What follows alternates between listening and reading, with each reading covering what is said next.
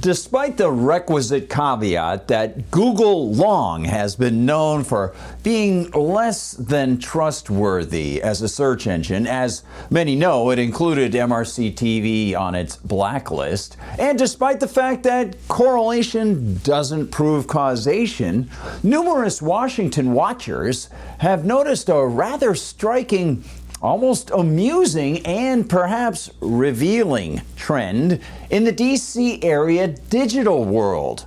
Since Trump's return to D.C. and the rise of DOGE, a lot of the swamp residents suddenly appear to have engaged in online searches for things that, well, people who fear criminal prosecution for wrongdoing might try to find.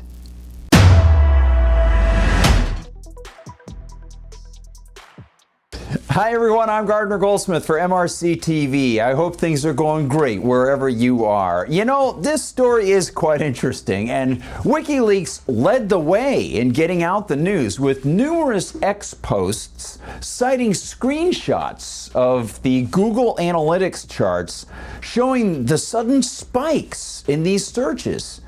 And well, you can be the judge of what that might actually indicate.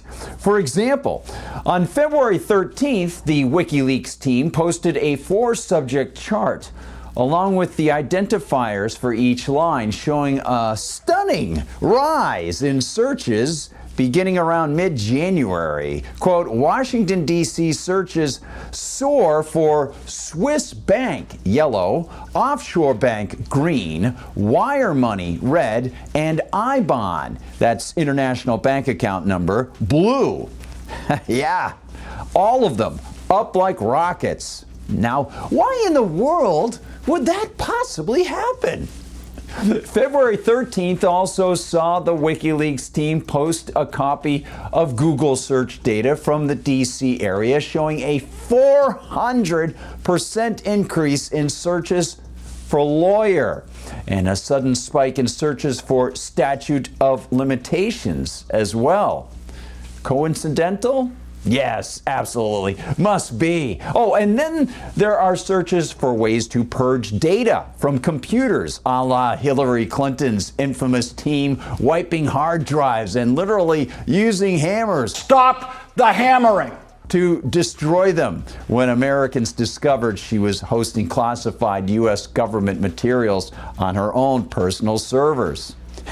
With a chart again indicating a sudden magical spike in searches around January 23rd and 24th, WikiLeaks February 14th wrote, quote, Washington, D.C. searches soar for wipe, blue, and erase, red, according to Google Trends data, end quote. Perhaps Hillary was spending a lot of time online. Just her.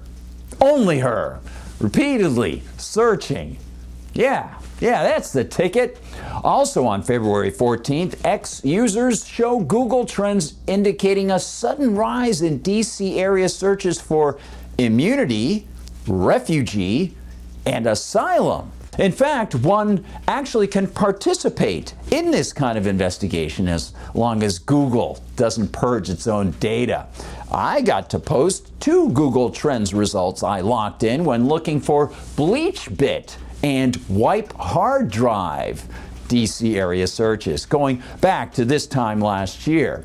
Hey, you know, ex-user Dog Playing Piano found a sudden rise in Cayman Islands, tax haven at this time, and a shocking concentration of searches for delete files, which of course is not a spin-off of the TV series based on the X-Files, and which on a single day, January 6th, spiked dramatically, as discovered by ex-user Beard of Dan.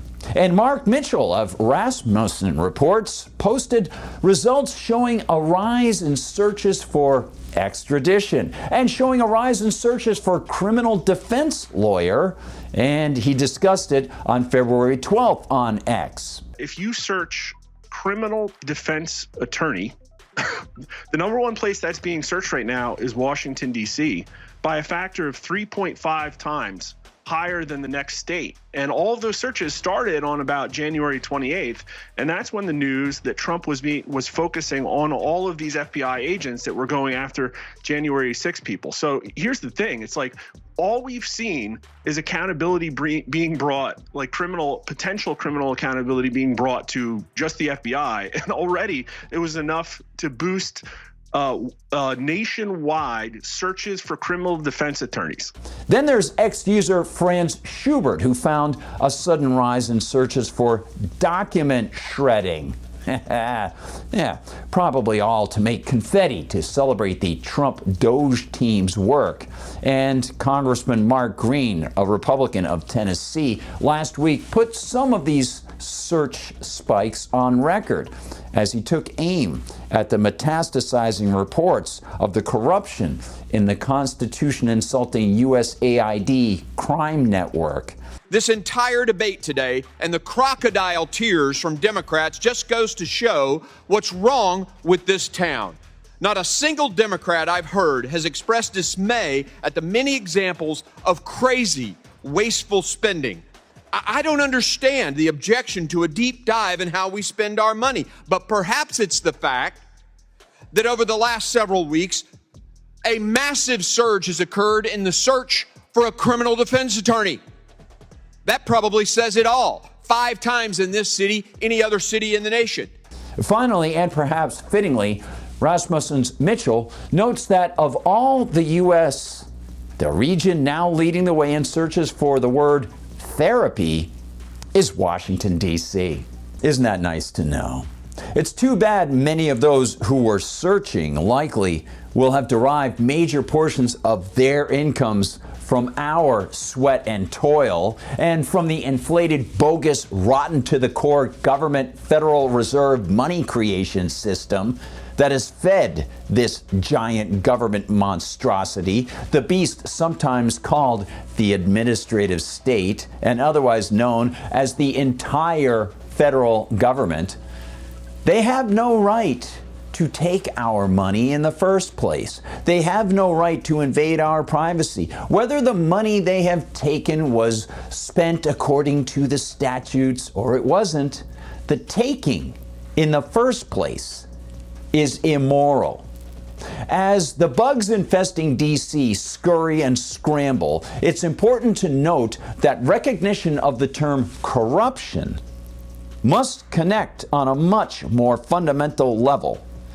The corruption lies in the anti-freedom, anti-rights, anti-individual assumption that government has any claim on any of us. It doesn't. Government is just gangs of people occupying offices that are funded through taxation, and that is taxation backed by government guns. If the sudden increases in searches for terms that most civilized people recognize as often tied to criminals, well, if that makes sense, it's because all political controls over individuals are gangland actions. And this particular phase of exposure of these types of people helps us recognize that larger fact.